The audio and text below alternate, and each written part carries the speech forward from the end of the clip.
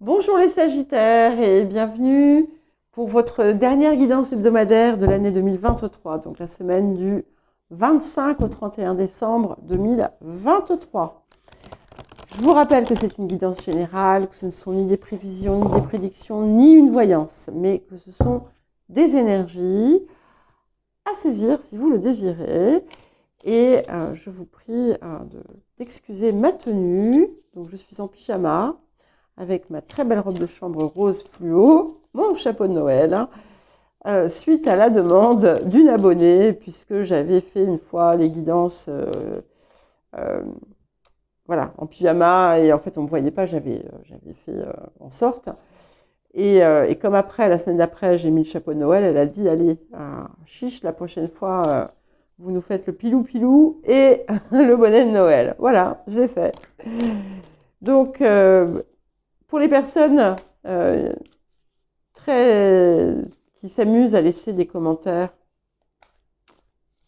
pas toujours nécessaires, on va dire, passez votre chemin si mes E vous dérangent, si ma lenteur vous pèse et si mes propos ne font pas sens pour vous. Voilà. Je vous souhaite tout de même un très joyeux Noël, si vous le fêtez.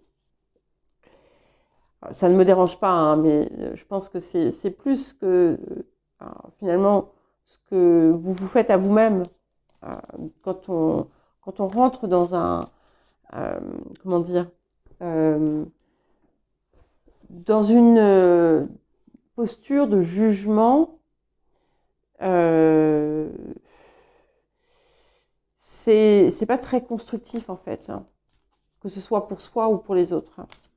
Voilà. Allez, on va commencer par l'énergie générale de la semaine. Désolée pour le petit blabla, mais voilà, il fallait que je le dise. Et je prends celle-là aussi, donc vous allez en avoir deux. Donc nous avons la maison 12 et nous avons la maison 11. C'est intéressant parce que c'est un petit peu comme si vous alliez sortir de votre antre, si jamais vous y aviez, si vous vous y étiez réfugié, pour vous déployer autrement. Il y a la possibilité aussi, ça peut être une phase, une période où certaines sont en train de réfléchir à un projet d'une certaine envergure et à vous laisser inspirer. Et je pense que c'est quelque chose qui est important, c'est que vous pouvez faire confiance à votre inspiration parce qu'elle est juste. Hein. La guidance intérieure est toujours juste. Ce qui n'est pas, c'est la peur. Certains et certaines pourraient être tentés d'être dans une attitude de fuite. Donc évidemment, on ne vous le conseille pas. Hein. Et rappelez-vous que finalement, le monde ne s'arrête pas à vous. Et sortez finalement des sentiers battus et du cadre peut-être figé que vous aviez pu vous imposer à un moment donné. En tout cas, il peut y avoir voilà, des moments importants avec des personnes de l'extérieur, le réseau, les amis. Et ça peut aussi, là aussi, être source de nouvelles idées, de nouvelles inspirations. Mais ça va être différent pour chacun. Le défi de la semaine. Nous avons l'union fraternelle. C'est intéressant. On a le rapport aussi à l'extérieur, la façon dont on se positionne aussi face aux autres. Et ici, le défi, c'est c'est de trouver l'accord. Parce qu'il peut y avoir quelque chose d'un petit peu explosif qui se passe. Ou au contraire, la possibilité d'harmoniser quelque chose qui était discordant. Ça vous pousse à faire les choses si vous nouez un lien, quel qu'il soit, amical, romantique ou autre, de le faire d'abord en conscience et de le faire dans la clarté. De ne pas le faire avec comment ça s'appelle, des arrière-pensées.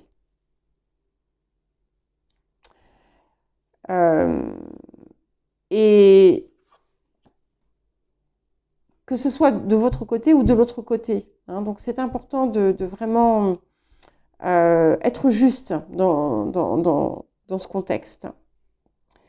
Et de comprendre qu'en fait, je vous disais tout à l'heure, vous n'êtes pas seul au monde, vous n'êtes pas le centre du monde, mais c'était pas dans un... Attention, je ne vous disais pas de façon, comment dire, dans le jugement, comme si je vous disais, non mais arrêtez de regarder votre nombril. C'est pas du tout ça.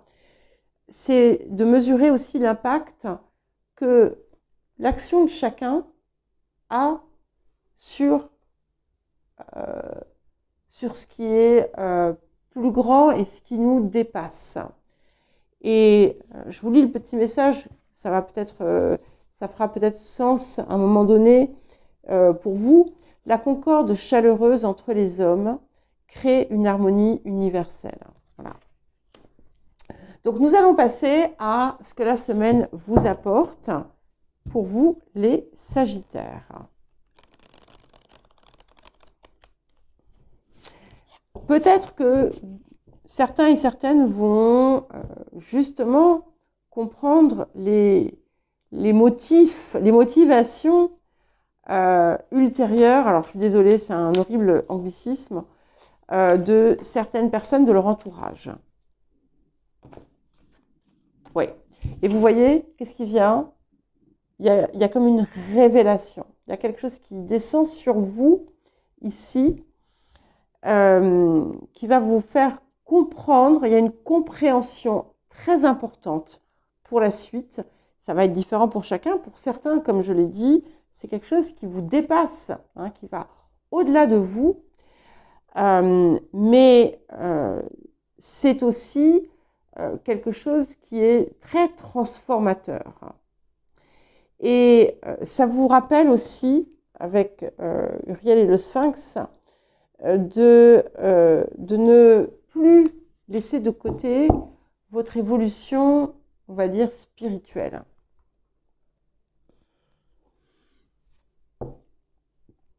Vous pourriez résoudre une énigme, comprendre quelque chose qui est longtemps resté obscur pour vous. Alors, qu'est-ce que nous avons d'autre ?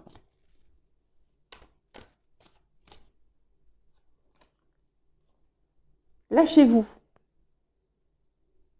Et c'est vrai qu'avec cette maison 12, en plus, on a cette idée quand même de lâcher prise un petit peu, de se laisser un peu porter par la vie, par les choses, de jouer à votre vie aussi, à ce que vous désirez, de mettre de la légèreté. Je la trouve très jolie, j'aime beaucoup les couleurs en fait qu'il y a sur cette carte. Je ne sais pas si vous voyez très bien, c'est pas tout à fait la même couleur avec le téléphone. Ici, vous avez quelque chose à libérer en fait. Vous êtes, comment dire, vous vous êtes enfermé dans une façon de faire, vous êtes un peu brimé d'une certaine façon. par rapport peut-être dans certains cas aux circonstances de la vie. Et en fait, vous avez oublié que ça pouvait être très simple de faire certaines choses, de s'harmoniser avec les autres. Et c'est vraiment important voilà, de sortir du prisme dans lequel vous avez pu vous enfermer.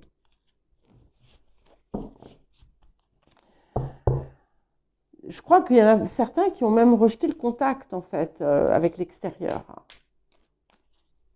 Ou qui l'ont grandement réduit, et pas forcément de la bonne façon ou pour les bonnes raisons. Voilà. Mais tout ça, c'est en train de bouger. Alors, qu'est-ce que nous avons d'autre? La reine d'épée. J'aime beaucoup parce que cette reine d'épée, elle est... voilà, elle a un soleil ici, et puis il y a le luminaire qui est là-haut. Je dis luminaire parce que je ne sais pas si c'est le soleil ou si c'est la lune. Mais en tout cas, elle avance dans sa vérité. Elle est forte de ce qu'elle est, elle est inspirée. Elle est très inspirée. Et cette inspiration, c'est celle qui vient là, qui vient là, qui vient là. Et il est temps, en fait, de lâcher la bride à votre inspiration. Alors, vers quoi est-ce que nous allons? 9 de coupe.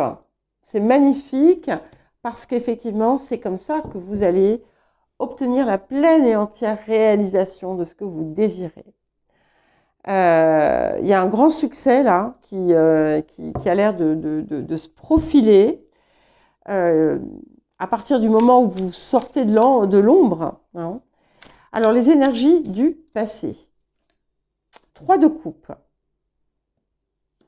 Alors, dans certains cas, vous pourriez être dans le regret de certaines joies passées, de certaines situations passées, de certaines relations passées.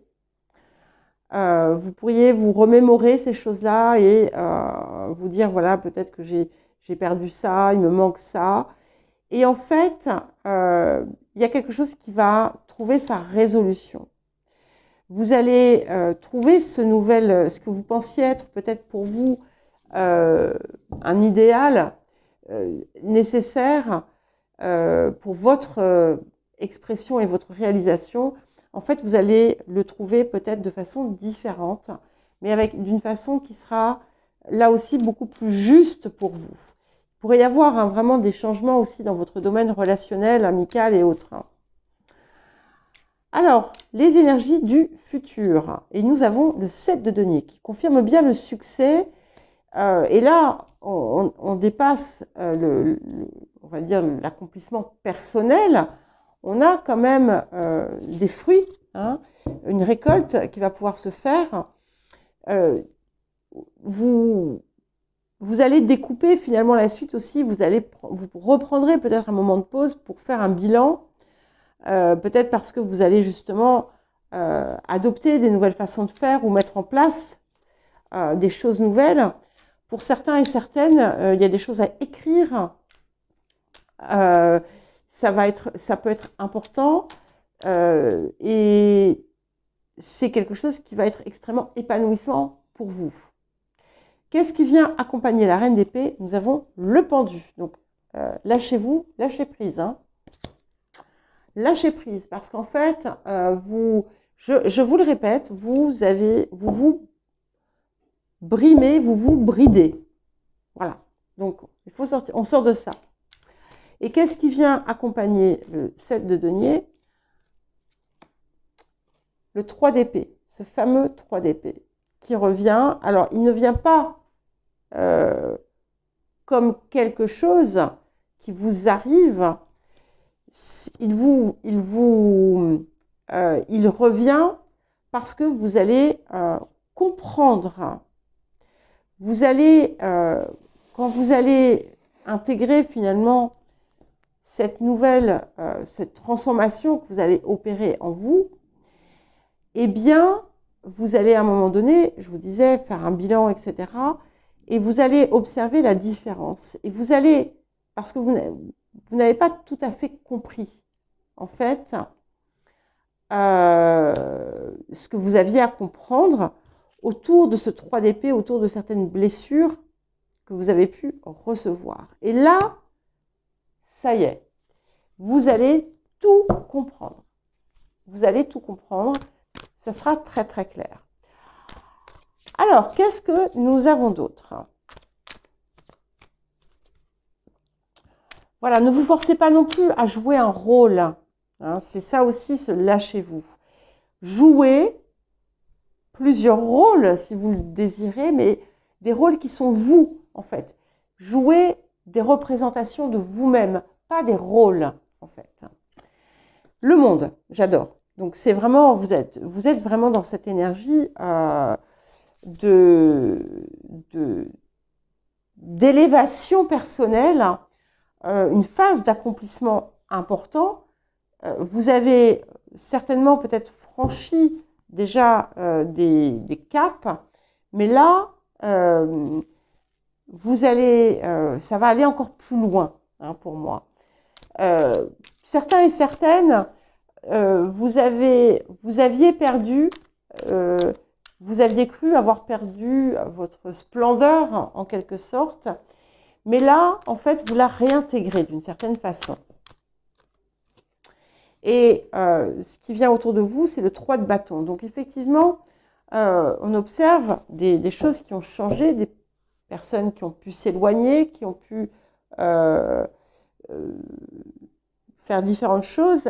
Mais ce que ça a pu vous apporter, c'est qu'en fait, ça a ouvert vos perspectives vers des horizons qui ne vous paraissaient pas forcément réalistes. Et nous avons le 3 d'épée, le 3 de coupe, le 3 de bâton. Donc le 3 est très fort, sachant qu'Uriel et le Sphinx, c'est 21, ça fait 3. Le monde, ça fait 3. Donc il y a quelque chose en lien aussi avec la communication qui peut être important pour vous. Et c'est aussi toutes ces parts de vous qui s'alignent et qui s'assemblent. Alors, les émotions intérieures pour vous, les Sagittaires. Ok.